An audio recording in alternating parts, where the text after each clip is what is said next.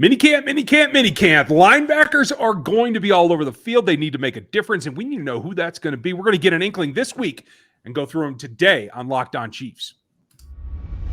From the land of the free and the home of the Chiefs, this is the Locked On Chiefs podcast.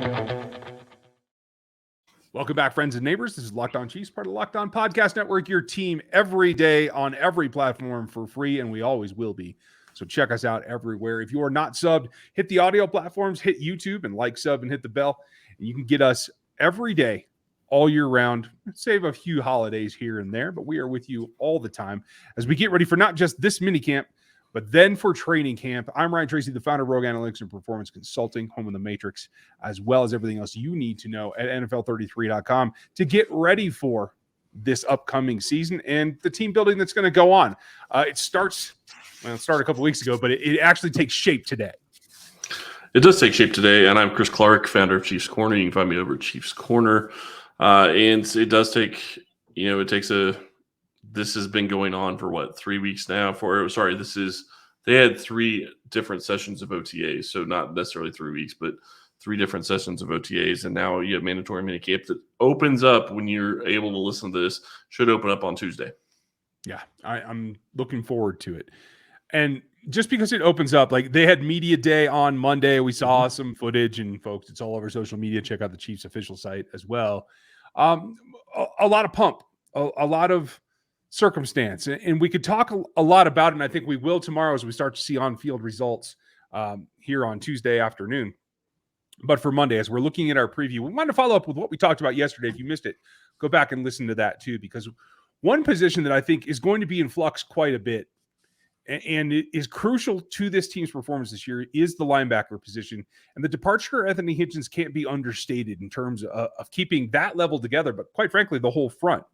Now it shifts to 2 young players that have to take over not only that role, but manning the middle of the field and what I think will be an expanded usage pattern for the linebackers themselves. Do you agree with that?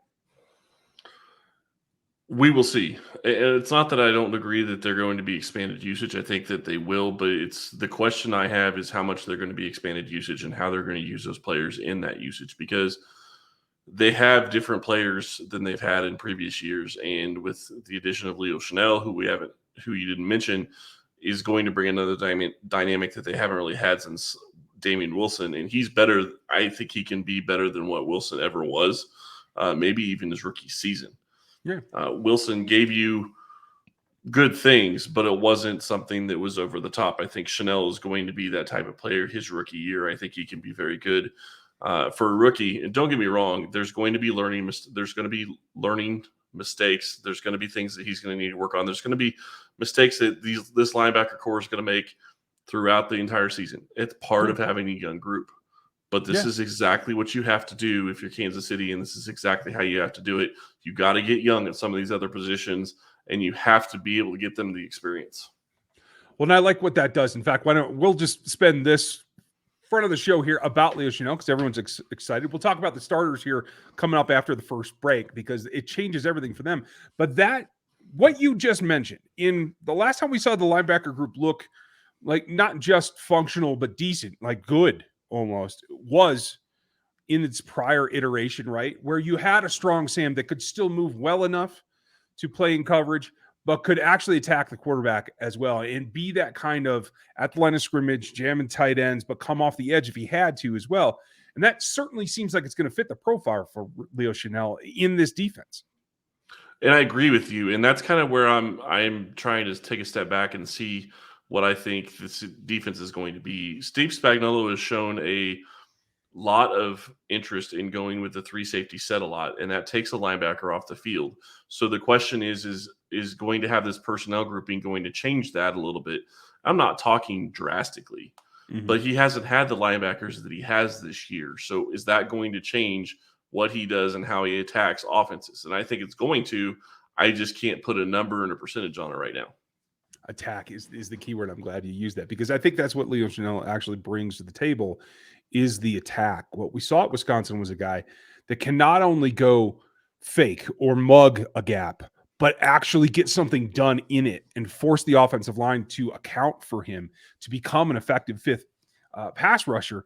not necessarily coming off the edge, although I think a lot of people consider intrigued by that option. Line him up out there, and he has some natural skills out there. I wouldn't call him a natural edge, but I think he's got a little piece of it.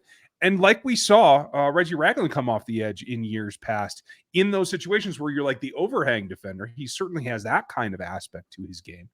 And I think all of that comes back to say is that maybe that does require keeping 3 linebackers on the field a little bit more, or mixing and matching. And I don't expect that to be right away, but I do think that it should happen in the rookie season. And that's a big plus for this defense, being more hybrid, right?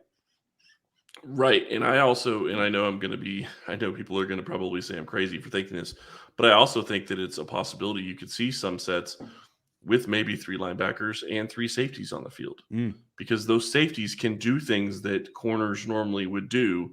And maybe you want a safety in for a specific player or a specific set. Maybe you're going to see some of those sets. I'm not saying it's going to happen on a regular basis, but it wouldn't shock me with the group that they have at safety. I know we're talking about linebackers, but it meshes together. You have to realize that the safety play is going to have a big effect on how many linebackers are on the field and how often. Yeah, absolutely. And when Chenal's there, it should add some of that. But when he's not, it comes down to the 2 young players we kind of hinted at earlier, in Nick Bolton and Willie Gay Jr., and they're going to be the core of this level and this defense. We're going to talk about them on the backside, but I got to let you guys know about BlueNile.com. It's the place where you can celebrate all of your special moments, even if you happen to be, a rookie trying to get a starting position. That's a special moment too. You might have a different kind of jewelry that goes with it, but if you're trying to give an engagement ring or mark us, chasing a ring, right? Yeah, absolutely. It's just a different style, right? Yep. Or if you want to celebrate a special moment in your lives together, you can do that. You can even do it with a custom piece. And you can pop the question. You can celebrate. You can do whatever you need to do by shopping for your convenience and your design at BlueNile.com. They have the engagement ring of her dreams build going on right now, and that celebrates life's moments or the engagement. It helps you design a custom ring that can go to whatever it is that your occasion happens to be. And no matter what you're looking for, Blue Nile has jewelry experts on hand to help you 24/7. You can make this moment sparkle with jewelry from BlueNile.com, and our listeners get $50 off of a $500 purchase right now. It's a podcast exclusive. All you got to use is the Locked On code. That's Locked On, and go to BlueNile.com. Every order is insured. It ships free, and it arrives in packaging that won't give it away. And that's what's important. Shop stress-free and find your forever piece at BlueNile.com. Now, nothing in football is forever, but this linebacker duo is set to be pretty stagnant for quite a bit. 2 good players, 2 young players that you can see being a duo going forward. This really, I think, shifts to them in terms of setting the fronts, in terms of being able to support the DBs and play some underneath coverages that I think have to expand in order to be less of that we're always in dime and always in nickel. And it comes down to Nick Bolton and Willie Gay doing what they do. How do you feel about them as a duo rather than Willie and Hitch or Nick and Hitch in years past, et cetera, what we've seen these linebacker duos be? I think it's funny you use the word stagnant in trying to say it in a good way. That is just not a word that you normally think of in a good way. I get what you mean. It makes sense. I do agree with you. I think that this is going to be the core of this unit going forward for the foreseeable future. I think you could see this being a unit that they build this team around, at least with the way it's constructed right now. And I know we talked about Chenal. I think he adds another element to this with the Sam. He also adds the ability to step in and play the Mike position at times. So that's going to, how is that going to play into things? How are they going to deal with that? But when you talk about Willie and you talk about Nick, I think that those 2 guys together, I think them getting their time together on the field last year, I think that them realizing that Hitchens was gone and that this was their group coming into this season is huge. They have to take a step forward, and they have to both be guys that can make a difference, and I think both of them can. I think that Gay is going to be somebody that has a huge, crucial role because he's going to be the guy that can drop into zones. He can drop back and go into coverage and do a couple of those things. Bolton's not that guy that drops as well. He doesn't have the speed for it. He's not going to get into the zones near as quickly. So I think that that's going to be something to watch. And we have backups to talk about too. But when you have those two players on the field, I think it's going to be a lot of fun to watch. And I'm very curious to see how they mix all three of those guys together when they have all three of them on the field and who they send after the quarterback. Because just because Chenal can doesn't mean he's going to be the guy that does it. Bolton can get after the quarterback and Gay can get after the quarterback. I think that's key. And that I think that gives you an opportunity to shift the defense a little bit to become more unpredictable, more difficult to read by sending the linebackers. And then you can mix and match. Even if you only have two of them on the field, you then have combinations that you can run out there because they all blitz well. Every evaluation I did pre-draft on each of those guys said that they were an upside blitzer. And I think we've seen them do that for two of them, at least already at the NFL level. And I expect nothing less from Chenal. So that mix and match, that Lego system of just whatever you happen to be doing, somebody can go attack the passer. I think it's a luxury. We know that Steve Spagnuolo likes to send DBs. I'd rather see the linebackers, but it might become a necessity this year with the current situation at the front with their pass rush. Do you see that becoming more prominent in this defense in 2022? I think it could be. I think that Spagnuolo is going to mix things up. I think he's going to be a guy that's going to try to send it from all different positions and always keep you guessing. So to me, it would make more sense to continue or to try to send more linebackers and, keep the corners and the safeties where they go. But I also get that you can't just get stagnant in a way and try to use a defense that, people are going to see and understand and know where you're going from the start. So maybe you send a safety or a corner, and Kansas City has guys that can get after the quarterback at those positions too. So that's a great problem to have. I'm not saying I expect them to blitz a ton. I do expect them to blitz. The question is where is the pressure going to be coming from? But the thing that they built that's so key right now is, and especially because the pass rush is not as fierce up front as you would like it to be, is that they now have the two levels on the back end. Everybody there can get after the quarterback for the most part. Your safeties can get after the quarterback. Your corners can get after the quarterback. All of them have the ability to go after the passer. I really like what Reed and Cook obviously is going to be the big hitter in my opinion. They both bring blitzability. You have Snead that has blitzability. I think McDuffie can as well. I saw him do it a little bit at Washington, but not a ton because he was on the border most of the time. But I think he's got some of it there. And I think he's savvy in his ability to disguise and redirect. So I am all for the, everybody gets to blitz kind of mentality. And I want to be careful how I say this, but I want to make this point. You watch what got Kansas City in trouble when we were talking about their offense in the AFC Championship game against the Bengals. It was the ability of the Bengals defense to shift things up and make a change at halftime to really give the Kansas City offense trouble in the second half.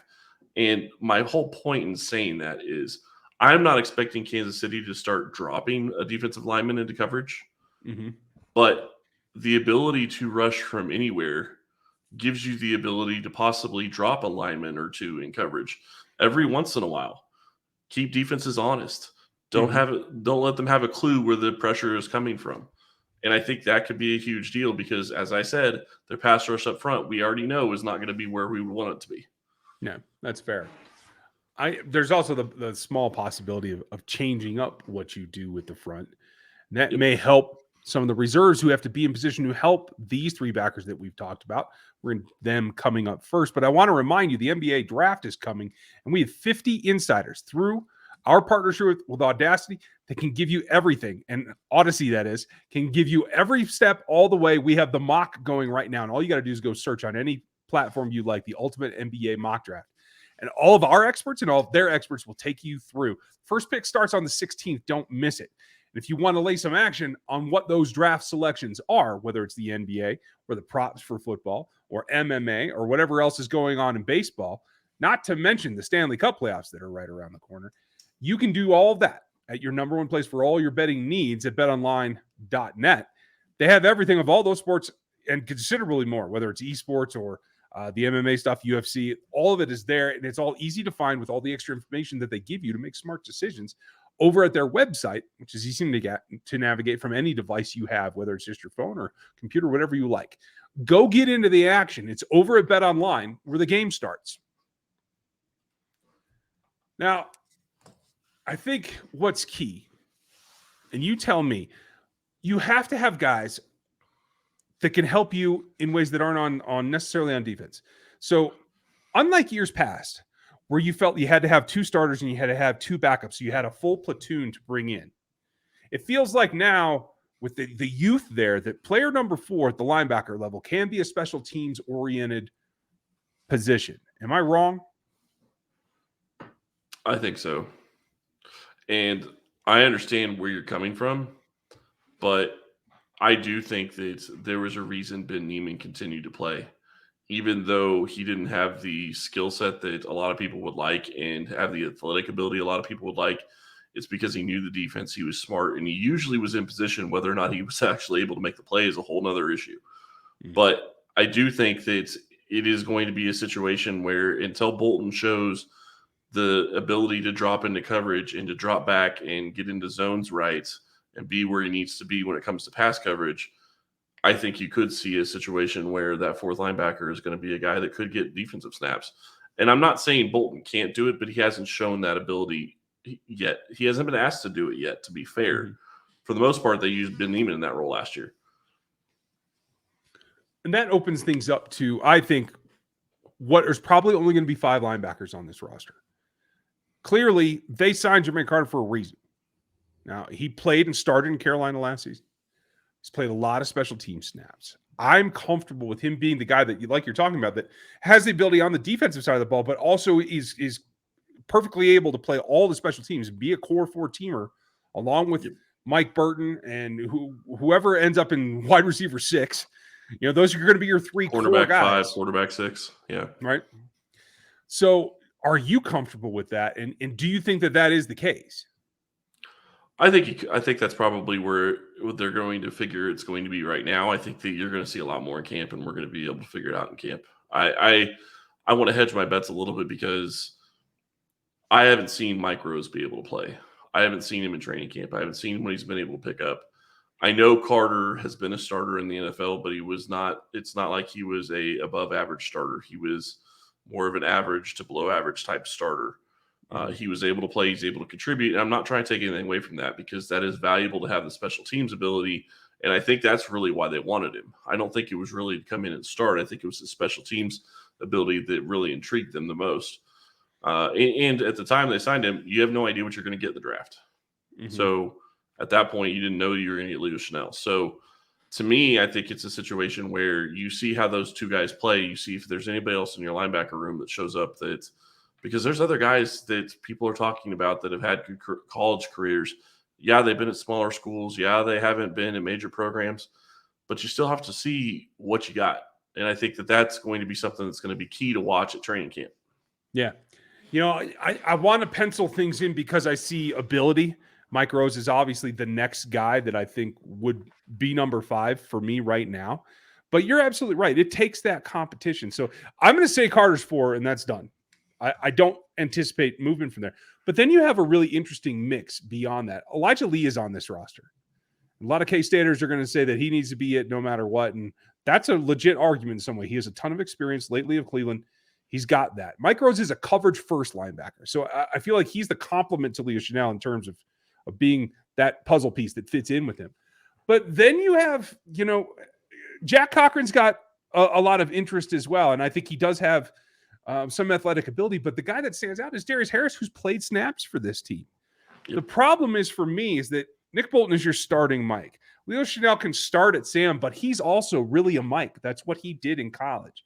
Yep. So he's your backup Mike. If Nick Bolton goes down, Chanel's calling the plays because it ain't Willie Gay. I'll tell you that. Right. So do you need a third? As it should be. Right. Agreed. I don't think you need a third is where I go to. And I think that hurts for Darius Harris. And then the big thing is I think they're mislabeling because I think when we see tomorrow, Shalik Calhoun will be, you know, working with the edges, not working with the off-ball linebackers because he should be a pass rusher. And he's a guy that we don't talk about much in the pass rush ranks. He's approaching it because I think he's 28 or 29 right now. And he's just never blossomed into the player that we saw the potential for coming out of Michigan State. So it's a longer shot. But I will say that he should be in it because of the lack of depth there. So I don't really count him as a linebacker. That's a long way to say that. But Do you To think be it's fair, all youth? he's actually 30. Calhoun's actually 30. Oh, dang. Is he really? Okay, never mind. Yeah. So that made my point even worse. I was being optimistic, Shalik. Sorry. Yeah. And I want to say this. I don't know enough about Jack Cochran to write him off. I understand why you're giving it to Carter right now. I completely get it. I think you're probably right. Right now, if I was to pick my 4 or 5 linebackers, it would be Carter and it would be Rose. But until we see what those two guys are able to do, what Rose can do and what Cochran can do in training camp and in preseason, we don't really know if either of those guys are who's going to be on the roster. I'm sure you're probably right. Carter's their guy that they're figuring is going to be that guy right now. But if Cochran shows up and just knows the defense in and out and is able to give them something else that Carter can't, it wouldn't shock me. He's younger. There's more to build with. You don't know what you're going to get in Cochran. You don't know his upside. You know what Carter is. He's a known commodity at this point. Mm-hmm. That's fair. And how old is Carter? Before I go quoting ages again and make myself look silly. I'm trying to find that. Sorry. He's got to be pushing 30 as well. Oh, I don't think he's that old. Here we go, 27. Okay. But Cochran is only, he was undrafted this year, so he's, 21, 22? Mm-hmm.